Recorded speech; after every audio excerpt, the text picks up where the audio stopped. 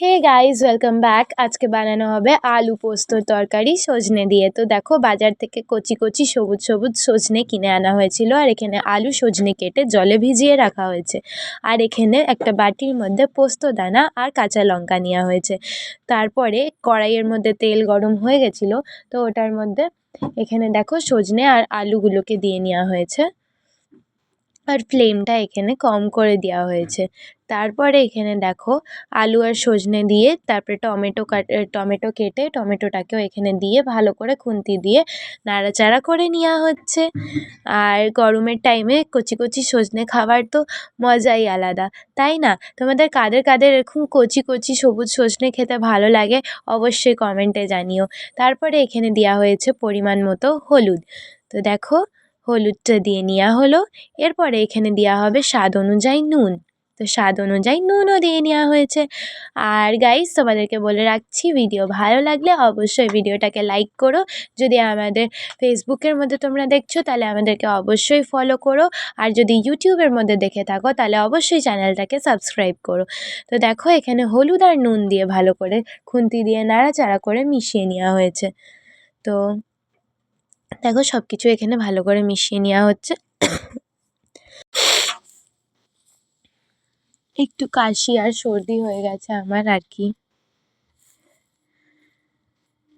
তো দেখো এখানে মা ভালো করে নিচ্ছে এটাকে একদম ভালো করে কুক করে নিতে হবে যাতে কাঁচা কাঁচা না থেকে যাক। তারপরে দেখো এখানে জল অ্যাড করা হচ্ছে ঝোলের জন্য। তো দেখো এখানে জল অ্যাড করে নেওয়া হয়েছে পরিমাণ মতো। এরপরে আবার খুন্তি দিয়ে এটাকে ভালো করে নাড়াচাড়া করে নিতে হবে। দেখো এখানে নাড়াচাড়া করে নেওয়া হচ্ছে যাতে সব কিছু ভালো করে মিলে যাক এটার মধ্যে।